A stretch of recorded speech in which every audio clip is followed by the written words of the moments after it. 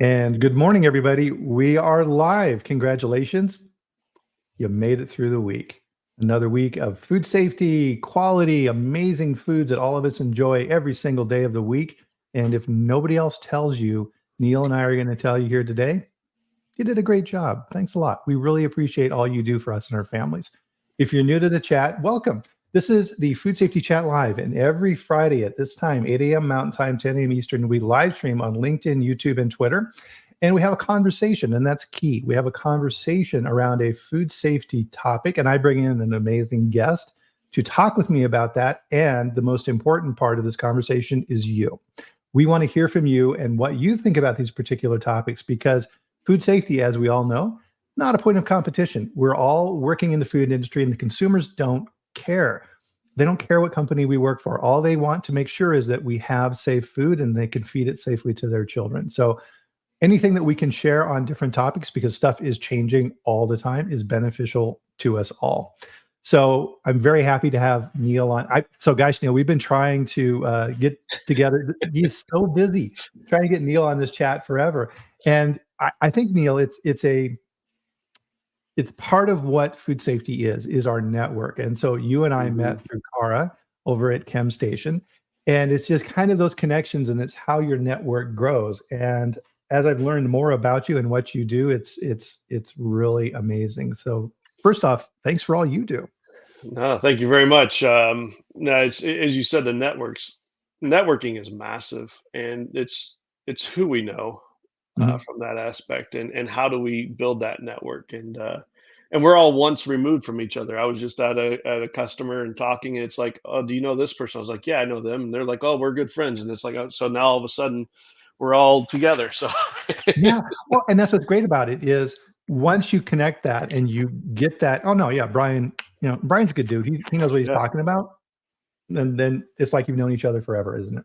yeah, absolutely. So uh, and So I Neil is president and founder of Bogart Food Safety and Sanitation Associates. And so that second part, I think, is so important because so many times, Neil, sanitation is absolutely critical in plants. And as we talk about a lot of times with quality, if you're doing your job right, nobody notices. And it's 100% true with sanitation, right? It's just expected that at the end of the sanitation shift that everything's clean and sparkly and safe for manufacture, and it just happens magically, and that is far from the truth. yeah, and it's not a lot of people enjoy sanitation, so I'm one of those weird ones that enjoys it. I've been raised in it my whole life from my father. My father's a food scientist, my wife's a food scientist, I'm a food scientist. But my father worked in sanitation almost his whole career, so Mhm, I've been going in plants forever, and I love the fascination of understanding microorganisms in different types of soils and how do we eliminate them. What mhm. are different ways we can eliminate them? Is there a new way we can try to find to handle it? Especially when you start getting into like environmental pathogens and all that. uh, Enjoy it. It's almost like being a detective, Mhm. and you're going through, and it's trying to solve the case, and what tools can you utilize. And it's amazing, a lot of the same tools that we're using are the same stuff that crime scene investigators use, just to diagnose, what's the issue. That's a great analogy. I love that. Yeah. And so if there's an issue in the plant that I'm investigating as the quality manager, almost every single time the sanitation manager was the first person I speak with, right? It's like, hey, how did things go last night? Anything wrong? Did you notice this? Right? That's always where the investigation starts. So as people are coming in here for the chat, so Ryan, good morning, Annie. So it looks like you have a fan, Neil. Stephanie over in Germany, always great to see her, and Sean and Austin. And so as we're doing here, this is part of our tradition on the chat, is let us know where in the world you're at. I'm in Loveland, Colorado. Austin's just down the road from me. And it's kind of a drizzly, we got some snow yesterday. We got Oh, enough to cover the grass, which is actually pretty awesome because we put down fertilizer last weekend. Everything's starting to green up here in Colorado, so spring is arriving. Where are you at, Neil? I'm in just out of Birmingham, Alabama, and I hate to say it's supposed to be, I think, about 85 today. So there's a reason why I live down here. But no, I've lived all over the country, and I have fallen in love with Alabama, and I love the weather down here. Outside of the tornadoes and the hurricanes and Mm. all that, but I like the warmth absolutely. Yeah, I mean, And there's one thing that you figure out is pick your poison. There's nowhere that's perfect for sure. Is no, here in Colorado, forest fires, and I have Mhm. pictures from my house outside where at night when we had those really bad forest fires a few years ago, where you could see the fires, and it's like, uh-oh, right? So you're just outside of the evacuation zone, and you're like, I hope it doesn't go this way. Yeah, So those things are always a little scary for sure. Um, so as everybody knows on the chat, who's a regular, join us for a sip of your favorite beverage. Cheers, everyone. cheers. Good cup of coffee on a cold morning is always nice. So let's dive in here because today's topic is something that Neil and I were chit-chatting here before we went live. I think one of the keys to being successful, I don't care what you do. One of the things for being successful in life is being curious and constantly learning. And when you see these really amazing people in their 90s and 100s, that seems to be a key attribute. You'll see the people like the widowed grandma who picks up weightlifting at 85 years old, or marathon runners at 100, and you see these videos of sprints, like 100-yard dashes with these guys, and you're like, I don't think I could do that.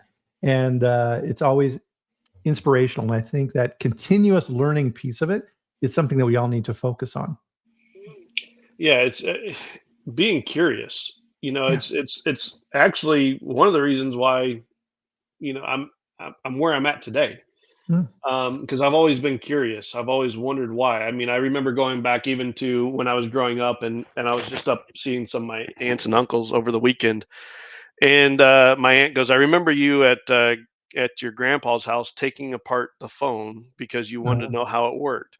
And so, in that tinkering, that curiosity has led into my career. And it's like, how do these things work? How does this yeah. work?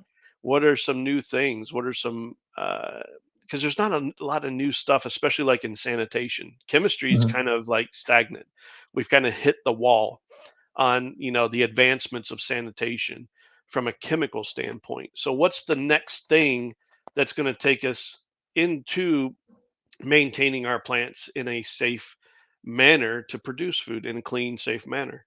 And Yeah. so I'm always curious, okay, what's those next things that are going to take us there? Yeah, and it's funny you mentioned taking apart the phone. I did that too. And so I remember so for the younger people on our chat here today, they're gonna be like, "What?" But Yeah, guess what, everybody? You used to have phones on the wall in your house, yeah, and your friends who were fancy had a phone with a really long cord, so you could, like, kinda drag it into the other room and stuff like this. But yeah, if you take off the part you would speak into on the phone that you're holding to your head, there was a diaphragm type dish on there that met with the contacts in the phone. And so one day I took that out, went to my friend's house, and mom said, be home by 5.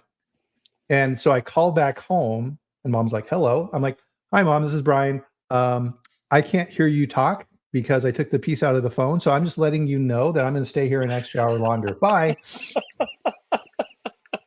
and how did that turn out for you? Yeah, I think you can kind of imagine. Yeah. Yeah. So mom was not too happy with me.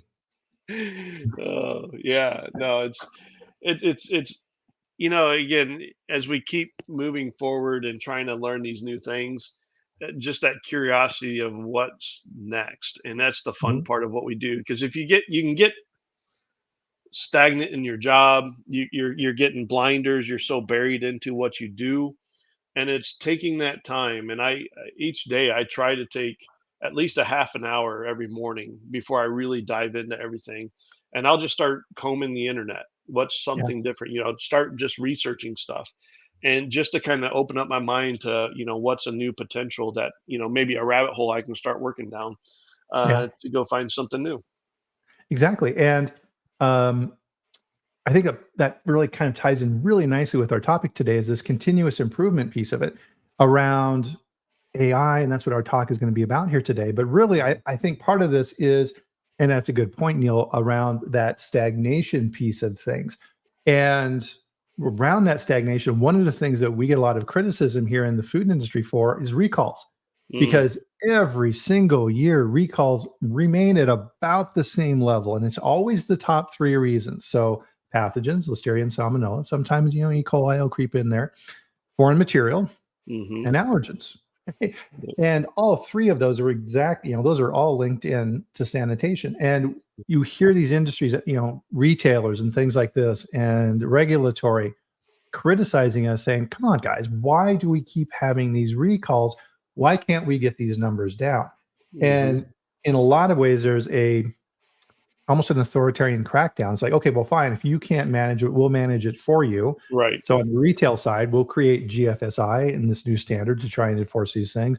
FDA says, okay, we're going to, put a whole bunch of new guidance documents and regulations on top of you, but yet there it sits. So I think the real answer on it belongs to us, right? Yeah. The food manufacturers, we're the ones who need to get the recalls lower.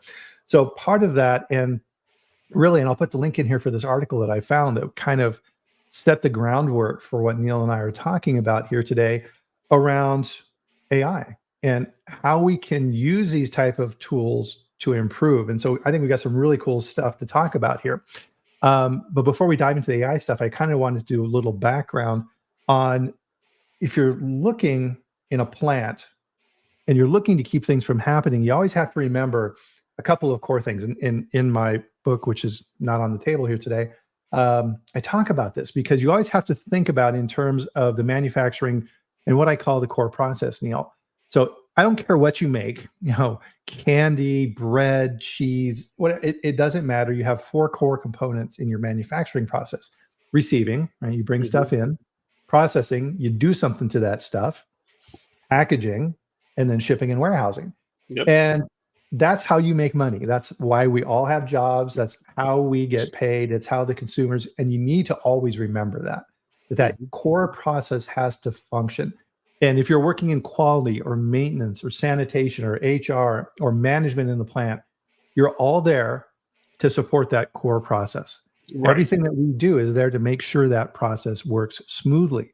So the better you control that process, the better you understand it and react to issues as soon as possible when they happen, the better off you're going to be. Because we all hear this in quality, right? So the sooner you catch that issue earlier in the process, the less it costs your company, right? It's a lot easier to reject materials at the door than it is to throw away product sitting in the warehouse, right? So times 10, times 10, times 10, costs add up really quick.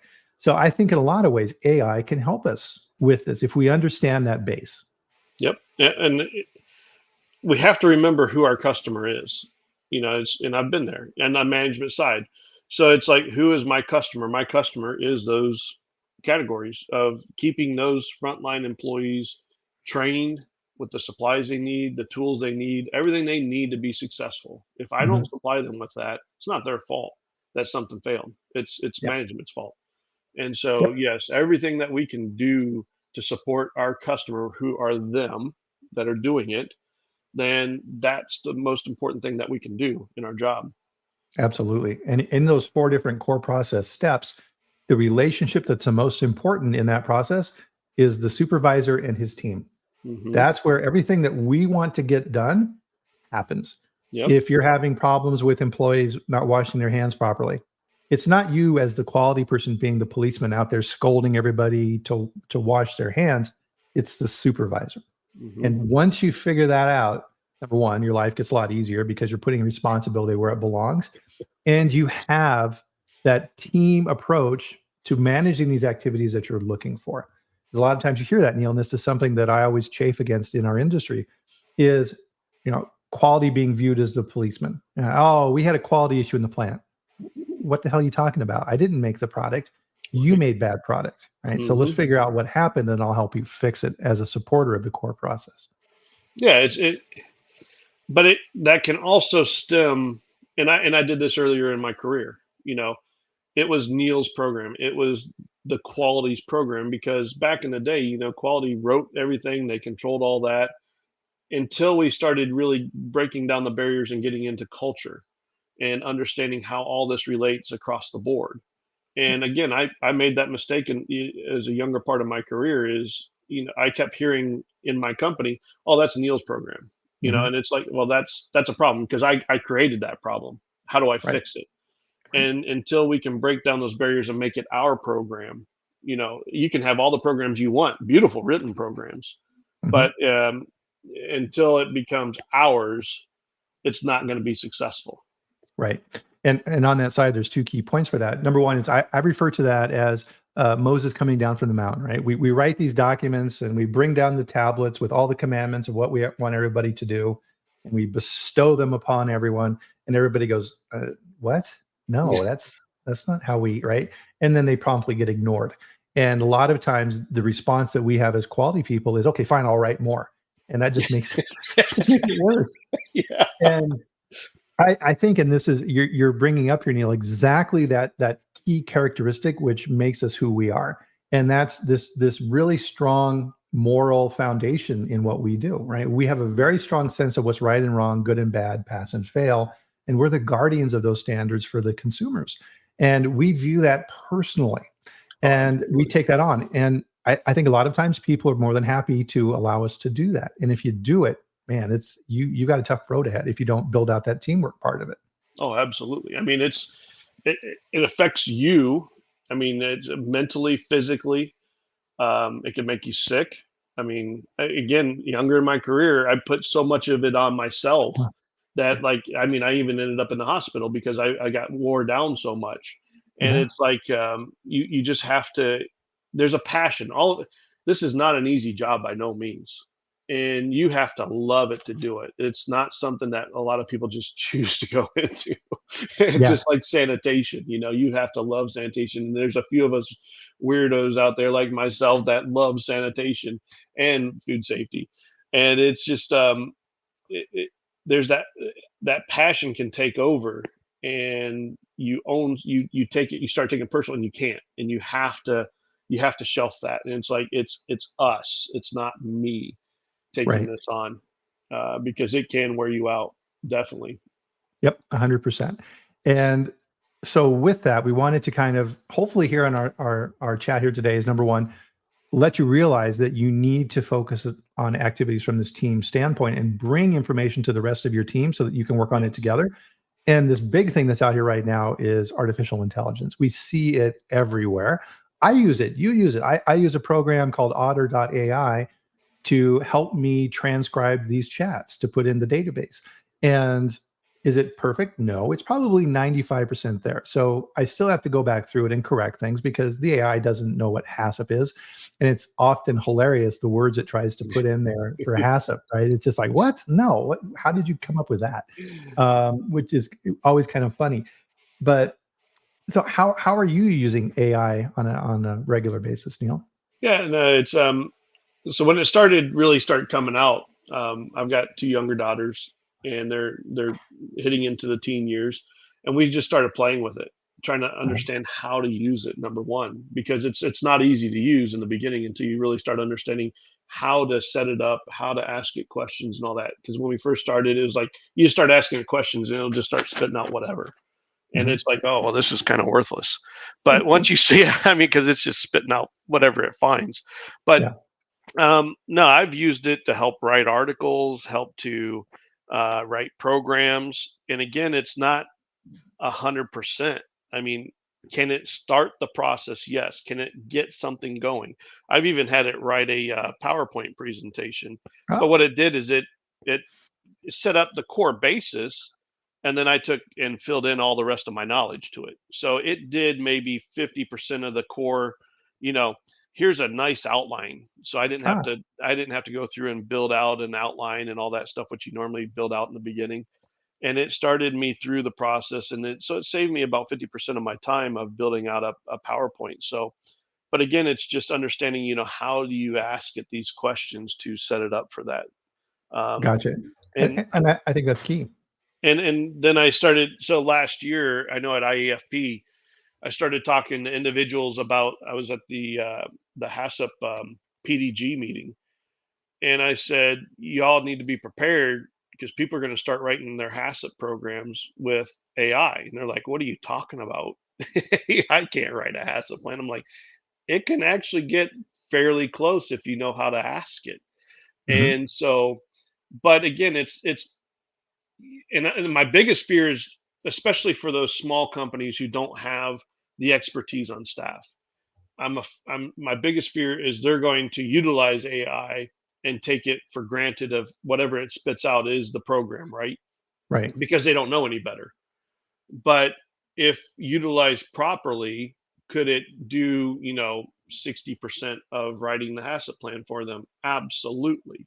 But then it's getting with an expert. So now you're not having to pay a consultant, for 100% of the development. Maybe you're only having to pay a consultant for 40% of the development of the HACCP plan and save your Hmm. company some money, and Yeah. also, um, build out your plan a Yeah, it's little a good bit point. faster. Yeah. Yeah, so it can get you the outline. So, okay, here's how we're defining our preventive controls. Here's our supplier program, et cetera. Okay, consultant, what I really need help on is making sure that my hazard analysis is correct. Because that if FDA is coming in to visit you, that's right. That's what they're zeroing in on is your hazard analysis. So that's where I need to make doubly sure that everything is looking good. Yes, Mhm. absolutely. And I think that's a good point, and you're bringing up some really valuable lessons. I think around this is I kind of refer to this as the spaghetti factory menu. Right? If people are giving an overwhelming amount of choices, right? Because anybody's been to spaghetti factory, right? The menu's this thick, 50 pages of things. Yeah, You end up picking nothing because there's just too many options, and right. it's kind of what's going on right now with AI. There's just so much stuff going out there, and we hear it all the time. We don't know where to start. So we wanted to give everybody some ideas on how to start with AI and looking at these type of things. And so you, you don't have to become an expert overnight. When you look back on your career, Neil, right? When we were newbies, we didn't know anything, right? And so you No. have to start somewhere and start learning. And I think part of this is one of the main lessons I think for this is don't try all these cliches. Don't try to eat the elephant in one bite type thing. Bite off small chunks. What are some of those things? And this is what got me thinking about this for our chat when we were talking earlier. Is what are things in the plant that are repetitive? What are things that people hate to do? What are things where people are on the line just standing there watching stuff? And so as you kind of go through that core process, you get some good ideas around this. And in industries where you're doing, say, photo sorting and stuff like this, which has been around for a while. So Mhm. peanuts or tomatoes or whatever, you have these super fast machines where products are shooting through these things, and the computer is deciding what's good, what's bad, what's damaged, these type of things. And that's a good example of how you can use AI in incoming inspections. So Yep. how can you utilize that type of technology to really hone in on that? No, and so foreign material, Yeah. and I take that back into foreign. You have visual inspection. A lot of your X-ray systems now, all of them are using AI as part of it, and you actually train the X-rays on what to look for and what to accept and what to reject. And one of the problems I ran into with one customer here recently is the AI analysis of what was going through the X-ray was so tight down to exactly what they were looking for, it forgot another section of stuff to look for. So they even Mhm. sent through, so they had it looking for specific pieces of stuff. But then they sent through a metal detectable pin and it didn't pick it up through the Uh, X-ray, which is massive, right? yeah. And because it was the AI wasn't spanned enough, and I talk about spanning, so spanning the algorithm far enough that it was so scoped in on exactly what it was looking for, they forgot about the rest of the big picture. And that was an Uh, interesting breakthrough. I was like, "Holy cow, okay, so you really have to take a look at, the full versus just really honing it down in." There's another system out there. So in the dairy industry, we use it to look at, homogenization efficiency, mm, and it will look for at the fat globule sizes. Well, mhm, it will only look for the fat globule sizes in the range it's supposed to be in. But then the fat globules, if they're outside that range, it doesn't look at those. So it'll say, okay, this is good, but yet we're having cream plugs on our milk. hmm, And sorry, I started off as a dairy person in my career, so I love dairy. And so, but and it won't look at those, and so we can still have fat plugs. And it's like, well, it said we were fine. Well, come to find out, it's spanned only to look for specific data, and it's not looking outside. I hate the term outside the box. It's not Mhm. looking at the full picture of it. So that's one of the things we have to take back and look at from that. Right. I think I kind of so Austin had a question, I think, which kind of falls into this as well, is how do you use AI to interpret large data sets? Any thoughts around that, Neil? Yeah, no, it's I think it's being used more and more for large data sets because we're really good, especially in quality, at producing a lot of data. Mm. And one of the reasons why, as a consultant, I'm usually going in is because people haven't looked at their data. 9 times out of 10, their data will tell them they've had a problem, and they've had a problem for a long time.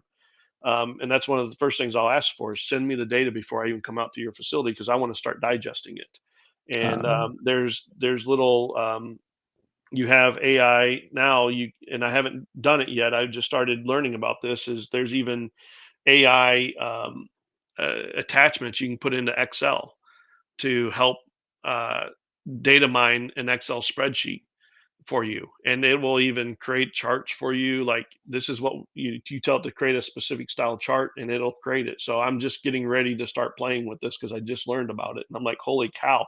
hmm. I've set many hours sitting there digesting data on Excel spreadsheets, and it's like now I've got an AI system who can help me do all that. So, Yeah. but we produce a ton of data and we're not good at analyzing it, setting down, Mhm. breaking it down. And sometimes I'm like, you're producing too much data because it's analysis by paralysis. But Exactly. yeah, so look at there's a lot of new stuff coming out, and like I said, I just learned about it yesterday about the Excel attachment, and I'm like, holy cow! I Yeah. don't And even know the name of it yet. I just started reading about it, so I'm going to start googling, and now I'm going down that rabbit hole of okay, I'm going to find an AI who can help me with Excel. Yeah. And really, I think, my kind of input on that as well too for Austin is anytime you have, like we were talking about, repetitive activities with lots of information flowing through, and any type of thing that people aren't looking closely at. So, I mean, the big example for me would be, let's say, uh, consumer complaints. Mm, If you're in a large company, people are giving you their opinion on different things all the time. And it kind of gets back to what we were talking about with these online AIs that are looking for particular things. If you're working in quality, and particularly food safety, right? You're doing this. yep. You're doing I'm keeping an eye out for food safety issues. I'm looking for these comments coming back from consumers that say, "Hey, I ate your product and it made me sick." Oh, right. That's what we're trained to do as food safety professionals is look for those. But that's kind of the end point. What's Mhm. that information earlier that could help you identify that trend? And if you're in a large company with thousands of, I mean, look at all the different avenues that people have now. So going on Twitter and making comments about product and Facebook and contact to the company, there's just it's a deluge of information from the consumers that are coming in. Way too much for us to analyze as an individual. That's Mhm. that's a perfect application of AI. What do the consumers think of these products? What do they think of this new product launch? What are the leading indicators that I need to be looking out for? We see this a lot in our industries as well. It's product abuse. And so you ship out your product, the carrier freezes it because they stood it too close to the reefer in the front of the truck. And now you're getting complaints. In the past, you had a really hard time finding that stuff. Mhm. And now maybe you can use AI to help identify that trend. Absolutely. And then food fraud. Looking Oh, at yeah, I mean, look at there's a few companies out there using AI for food fraud that you can see out there. Like, and I don't know if we can give out the names or not, but there's a lot of because again, digesting all this data from around the world, trying to collect as much data as we can to start. Okay, did we have shortages on? Is there a weather issue going to cause an issue with now this crop is going to be not as productive, but right. yet we still have this demand. Well, the demand is still really pulling through, and all of a sudden we're still producing the same amount. Well, how are you still producing the same amount when the crops are getting damaged? So look Mm, at coffee beans. Coffee beans are very susceptible to weather patterns and stuff like that. I used to work in the coffee industry, yeah. and so we had people who literally just sat there watching weather, looking at politics, weather, because politics was another thing. There's one large country that decided that we don't want to sell our coffee beans this year. We're just going to hoard them, and it spiked coffee prices Oh, artificially for the year. So it was just like all these different, political atmospheres, weather, all this stuff that we could start programming AI to monitor to really understand. Okay, are we going to have a situation happen, or is there going to be yeah. price spikes or shortages, or is the potential for food fraud going to be increased for this spice or whatever because Mhm. of all these different things? Oh, man, if I'm working in procurement, Oh, oh, oh my goodness, that's a huge I mean, because I mean, just look at things like the war in Ukraine. Uh, yeah, did I know before that happened that most of the sunflower oil in the world comes from Ukraine? No. Do I no, know it now? Yeah, oh, yeah, right? And so do all the food fraudsters out there too, yep, right? So, yep. all of a sudden, your procurement group is scrambling to buy sunflower oil. There's none out there. To your point, prices spike. Now, all Hmm. of a sudden, the food fraud people go, "Oh, I can make some money here," right? Yep. And anytime you can get ahead of that curve, it's only been wow, the procurement side is huge and the fraud side. Yep. The other big example is anytime you have a concentrated market like that sunflower oil, the other big one is vanilla. Right? Oh, Most of the vanilla comes from Madagascar. And there was a number of years ago, a big storm that went through and wiped out a big chunk of the vanilla crop. And prices just went through the roof and fraud was rampant in yeah. vanilla. Well, and olive oil. I mean, Uh, that was neat. I got to join an olive oil panel, and we went through and tasted them. And I was a chef also, so I've been uh-huh. around food. I'm certified chef, and so I've used olive oil for years. And I was sitting there going, after I did the panel, I'm like, I've never really truly seen true olive oil now until now. And so I went over to Spain and I had fresh olive oil over there, and it was like I've never had anything like this before in my life, Oh, and yeah, it's back to phenomenal. the So, cheese example. There's nothing better than like fresh mozzarella right off the line. oh, So good.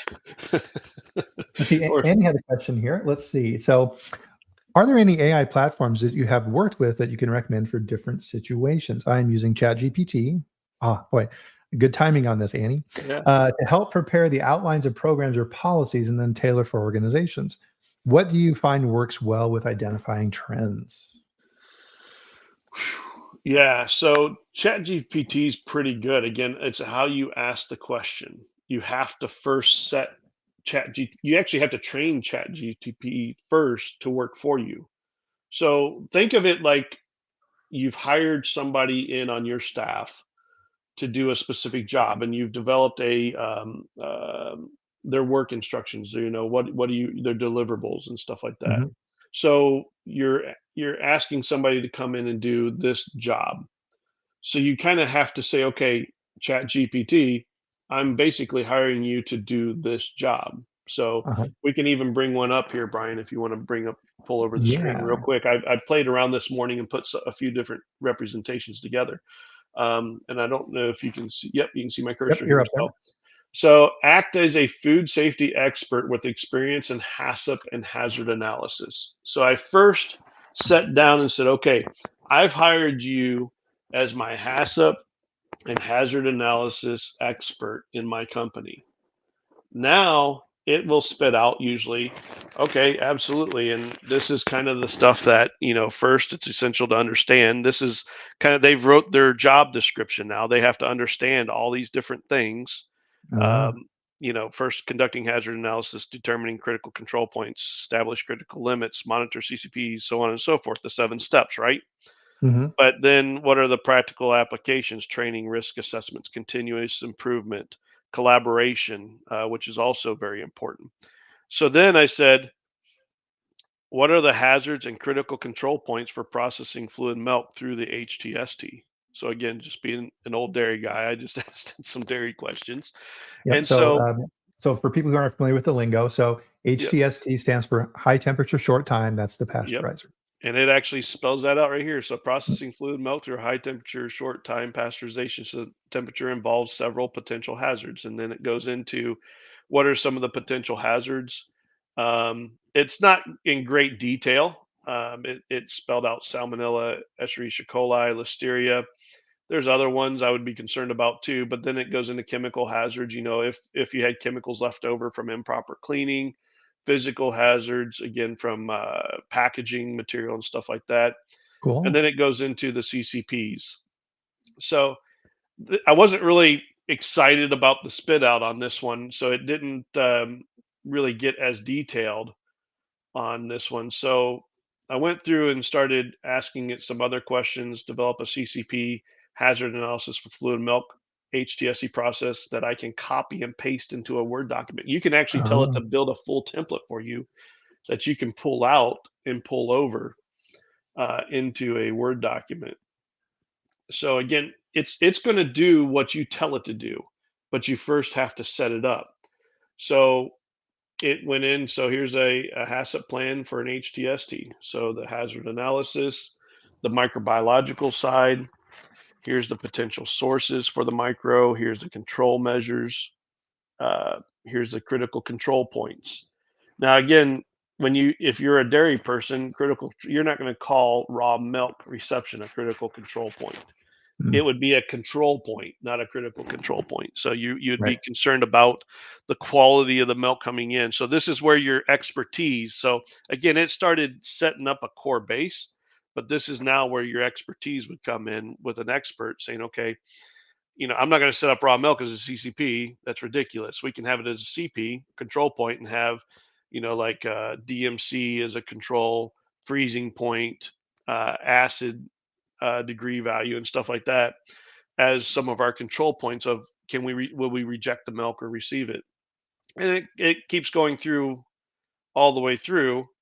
Here's the pasteurization, but it didn't give the temperature and times and stuff like that. So I, Mhm. I actually started changing here, and so I came over here, and I apologize for this. It doesn't like to stay at the top. So close your eyes for a second. Okay, there you go. All right. So then I changed it up and said, act as a food safety expert with experience in HARP C and hazard analysis. Ah. And so just kind of comparing the two differences of HACCP versus HARP C. So now I said, okay, now you're my HARP C and hazard analysis expert. Absolutely. And then develop a HARP C hazard analysis plan for fluid milk HTSD process that I can copy and paste into a Word document. Certainly. So Zoop. Zoop, it got more detailed because again, I spelled out a little bit better, the deliverables, what I want. And Mhm. it started really breaking down better. So it went through biological pathogen bacteria as we would write up, Brian, Right. Salmonella, Listeria, Escherichia coli, chemical hazards, cleaning sanitizers. It included allergens this time, because Nice. a chemical hazard for dairy is the allergen itself, Mhm. especially if you're switching back and forth between, Yeah. Soy yeah, milk or yeah. yeah, exactly. So, and then the physical hazards, and then radiological. So it finally pulled in the radiological side because again, that's something that we have to analyze. Yeah. It actually spelled out, okay, here's the control measure, biological, the time temperature correlation out of the PMO from that aspect. Uh, Regular testing, chemical hazards, approved cleaning and sanitizing, physical hazards, implementing metal detector and sieves at critical points in the process. Mhm. Radiological, there's not a concern, which is yes and no. It depends on which part of the country you're in. Mhm. If you're in New Mexico, where they did all the nuclear testing out there, Well, maybe a what's your little number bit. one Yeah. source of radiological? It'd be water, right? So actually, you have to include that out there. So, Right. and you do radiological testing on your incoming water in New Mexico and those regions. Yeah. Then you have your Yeah, just monitoring. yeah, a little interesting fact on that. In the mountains here in Colorado, if you have a home, a lot of times they need to have special filters to remove uranium from the water. Oh, that's because they store all that Well, stuff up that way. it's just natural in the Oh, rock natural. Okay. structure of the mountains. And now, so I had a friend that this occurred to. So you have these filters that remove the uranium radioactive radiation particles, these little particles of uranium from the water in a filter. Well, now you are concentrating the uranium in Oh, the filter. wow. Now what do you do with the filter, right? It's a sticky situation for sure. Sorry, that just popped No, in my head. that's a good that's a good discussion because Yeah. we use filters in the industry also for bacteria. Mhm. And so what kind of bacterial hazards while you're removing those filters and all that stuff? No, that's a great question. Yeah. Um, that rolling some stuff around in my head. Sorry about that. So We're again, easily distracted. Yeah. Squirrel. yeah, Yeah. yeah, squirrel, exactly. No, no, but it was pretty interesting. And then references, FSMA regulations, PMO, Nice. GMPs. So and then I told it to get more scientific. So I said, develop a scientific complex HARP C hazard. So Ooh. I'm trying to tease it out as far as I can get it to say, okay, let's see how far we can get this. So now it really got more prescriptive as the descriptors and everything it's looking at. So this is more what I was looking for originally, but again, I had to learn how to get there, right? Yeah. So it's just learning how do we follow the process. That was an important point you just made there, Neil. I want to make sure everybody heard that. You're teaching it, but it's teaching you, Oh, right? absolutely. I'm Right. learning just as much as it's learning, and Yeah. so and it because I have the knowledge. I know I've written tons of HACCP plans Yeah. and all of this for the dairy industry. It's like okay, I need to get it to a certain point, and I finally started getting it to a certain point by adding the scientifically complex. So it was Mhm. interesting, how long did it take me to get here? It took me 3 questions, but it's just that evolution of how do I get to where I needed to be to So get so to it a good point. yeah, so it's kind of like having a super smart person who takes everything literally. What you say is what you're going to get. Yep. It's kind of like those movies we used to see where somebody gets 3 wishes from a genie, and what you wish for is exactly what that genie is going to give you. And in Yeah. those stories, every single time, it's exactly opposite of what the person was going for, right? Yep. Same thing here. Right? So, like those old programming sayings, right? Garbage in, garbage out. So if you go back to our original part of the discussion, is like, my fear is somebody could use this in the wrong manner, especially if they don't have the knowledge and then they rely on it. So if somebody took the first one that I did, the very first question I did for a HACCP plan, Yeah. it would given them, kind of a an elementary school level HACCP plan, barely, Mm. almost kindergarten level. And then we took it to like a junior high level, and then we took it to the collegiate level. So it's really, but would they know they need to do that because they don't have the expertise, right? I know Oh, what that's a I'm good looking point. for, so I'm trying to push it as far as I can get it out to say, okay, now I'm getting to a point where I think this is pretty well done. Now I can copy it out, take it over, and now start putting my touches to it and finishing off the last 40% or whatever from that aspect. So No, that's a good point. So you have to be an expert in order to get the information to that level of expertise. So it'd be like asking, to your point earlier. So a kindergartner, ask a kindergartner to explain the stars. Right? Oh, stars are twinkly, pretty things. Okay, right now talk with a high school student. Oh, well, stars are this and that. Now talk to an astronomer. Right? yeah, You're going to get exactly. very different answers. So now we even went into like supply supporting data for pasteurization temperatures used for the HARP-C plan for fluid milk HTST. And it said certainly here's some supporting, but again, it's not really detailed. It just says FDA, the PMO. There is some scientific, like they did give one published article out here for listeria Oh. with pasteurization. So you can start finding some of those supportive data that you can use as part of your plan and Mhm. start building out your knowledge base on that. So Well, how does this work as a strategy then, Neil? This kind of got me thinking here. So one of the things that for the food safety plans I review, part of the big thing, and FDA really zones on this now too, is your supporting documentation. Okay, well, you say that salmonella is a hazard within your product. How do you know that? Right? And right. FDA is looking for that supporting documentation. So you could probably segment your approach on this to your point to, okay, I want to create a food safety plan, a large abstract project versus zoning in and asking Chat GPT, can you provide me reference material relative to E. coli 0157 hemorrhagic varieties that are prevalent in milk in the United States, right? Yep. And get Yep. those reference materials that you can then use to support your plan.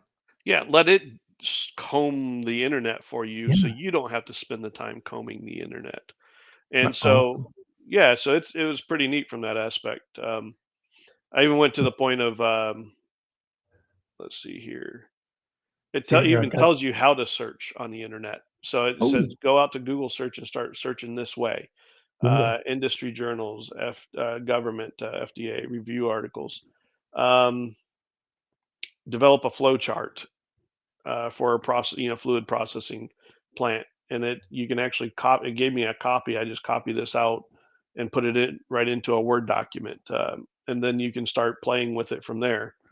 Beautiful. Again, it's a written flow chart. It's not the typical flow chart like a diagram like we would see, but you can take this and convert it to a diagram. But the Yeah. one thing I've always liked in like HACCP plans I do is I actually will write down each step and then what happens in that step. Because Mhm. when I leave, or if I'm gone, or God forbid I die tomorrow, I want them to understand, okay, well, in raw milk, this is boom, this is everything that happens in the raw milk step, Yeah. filtration, whatever, each of these steps, what's happening. So then somebody can literally pick up the plan and go. Love it. Uh, So I'm putting it here in the chat. So this address, so chat.openai.com. Is there any cost associated with this, Neil? Can people just go out and use this, or is it for, yeah, do you have to pay it? absolutely free. It's free. They do have upgraded plans down here, and Hmm. I don't use them. I just use the free. Nice. And again, on stuff I know, I've been able to tease it out to a pretty good level of what I want it to tell me. And Hmm. then I just take it from there. So, um, no, Yeah, it's been fun to play with. I even had it to write a validation program for validating CIP. So it's like, what's a core base? Now it came out with a very generic valid. It's like, okay, here's the process, but then you got to fill in all the stuff, right? And right. but again, it set up a nice template for me to start where I'm not having to start from scratch. Mhm. So, but then again, it's building it from there. Gotcha. So Annie, thank you very much for that question. You couldn't have set it up better for us. We appreciate that. Um, so Sean had a good thing here, and I think this is kind of what we were talking about before as well. I'm someone trying to find the right program, right, to sort through my internal audits and develop the top hotspots per site. And I think that's a really good example of what Sean's bringing up here is, again, how can we use this data in our plant operations? So we Yeah. were talking about analyzing complaints, uh, internal audits. Oh my goodness, yeah. So any type of time you have all this data that you can look at. Other examples I was thinking of is pest control. Yep. What type of trends are you seeing in pest control? What type of insects are you getting? What type of seasonality are you getting? Are you seeing decreases in effectiveness with different type of baits? These type of activities around pest control. Maintenance. Oh, huge, huge. And we talked about this on the chat previously.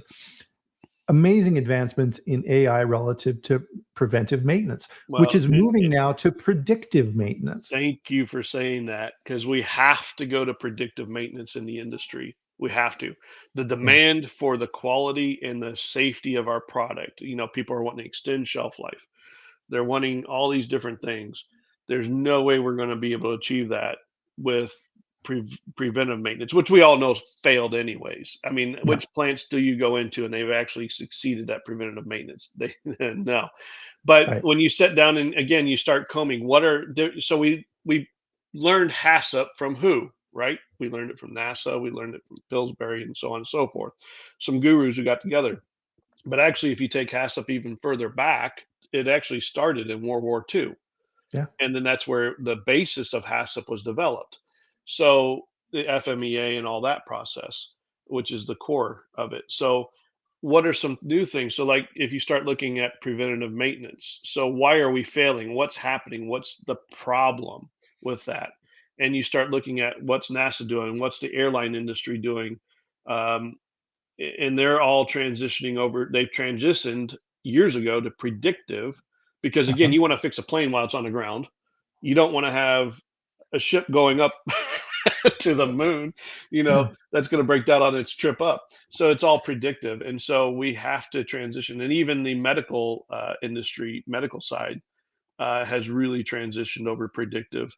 And Mhm. there's a lot of new work being done on that, new tools where it's putting again out a lot of data, but then how is that data analyzed? And if you're Right. going to rely on somebody to sit there and look at a computer and do all that analysis, you've already failed. So it's Mhm. these AI programs coming in to do all that for you. Right. Pretty much as I'm thinking through different examples in a production facility, more and more come to mind, and really I have a hard time not thinking of somewhere where AI would be applied. So production scheduling, Yep. using predictive analysis and production scheduling to figure out what you should actually be making in the plant to meet orders versus what the sales guy is telling you, right? Because that's generally how it's gone in the past is, oh, we got a big special coming up at Kroger. We need to make tons and tons of inventory. And then it doesn't quite go the way that you thought, and you're sitting all this old inventory that's expiring and going out of code. Um, Ordering raw materials, we were talking about with procurement. So procurement's out there looking at market trends and when's the right time to buy. Great. How much material should you actually have in your plant to meet those orders? Yeah. Safety, OSHA in the plants. Where are to the point that Sean was talking here about hotspots? What are the hotspots in your plant for risk? Where have you seen potential lockout tagout failures or failures with people driving around like maniacs on forklifts? But they never do that, right? Um, these type of things. What are the trends in the industry overall for these things? But the first problem we have in the industry, and I'll say this because as being a consultant, and even with my previous careers, a lot of the work I've done is consulting, even with the other companies and stuff like that. I've been able to go into tons of plants. I mean, I've been in hundreds of food processing plants and worked with a lot of different companies. The first problem we have is we still have to digitize data. There's Yeah. still a huge Oh. mass of food plants out there on handwritten data. They Mhm. don't even have it in Excel. It blows my mind. I mean, this is a multi-billion-dollar company I was at, and they had a micro issue. I said, I need to see your micro. And when they sat down, they said, for us to compile all that you've asked for, it's going to take us about 3 weeks. I was like, this is ridiculous because it was all still handwritten. They're like, we're going to Yeah. have to get somebody to come in and draft it all over to exactly what you want. And I'm like, this is crazy. So Right. it blows my mind how many plants are still on handwritten data. Yeah. And if you're going to come into the modern times, you have to digitize data. Right. So that's the first So, step. yeah. I mean, if FDA comes into your plant and there's a food safety issue and they're looking at a potential recall for your product and they ask for information relative to your food safety plan, number one, they have a legal right to that Mhm. documentation and you have to supply it in 24 hours. That company would be in a world of hurt. Oh, massive world of hurt. And the problem is that company, and I know them, they're still the same right now. And I'm like, you guys, but they're not the only ones. A lot of companies are still on paper. It blows my mind. Yeah. And so that's the first, even if you get over to Excel, at least with an Excel, now we've got AI functions we can import into Excel now that we're learning. So it's like you got to digitize the data somehow Right. because we have to be able to analyze it. Right. And recently here too, right? So I think one of the key lessons coming out of our chat here today too, Neil, is we need to, just like the AI, in that if you only tell it to do a particular thing, that's all it's going to do. We have been trained as food safety professionals to only look at our domain. So our plants and everything that directly impacts that, one forward and one back, right? That's been drilled into our heads forever. Hmm. Well, now look at enhanced traceability. Yeah. That's coming fast, right? So Yep. 2026, it's going to be live 2027. Oh, we got plenty of time. No, we do not. This is a perfect example of what FDA is pushing us toward in the food industry is you need to be looking at this as the overall process. We want to be able to go back through those systems. And this is where AI is going to come into play then is so if FDA says, because they're doing this too, they're going to Mhm. be analyzing information in AI and CDC is going to be looking at trends and they then start investigating things at the retail level and then they Mhm. initiate a recall and tracking that back through. That's going to come back to you as the key manufacturer, right? The key data guy within that process. They're coming directly to you. FDA is also going to be looking at it from a consumer standpoint. I mean, they're already doing this with whole genome sequencing and tracking clusters of illnesses. Mhm. That's only going to enhance. Well, and it recalls, and you hit one point for me is it's ridiculous, and I'm really excited the work that's being done on traceability because of recalls. It's Yeah. unacceptable, like the PCA situation. It took us 3 years almost to tease out Yeah. everywhere that stuff went. And people are getting sick in the meantime.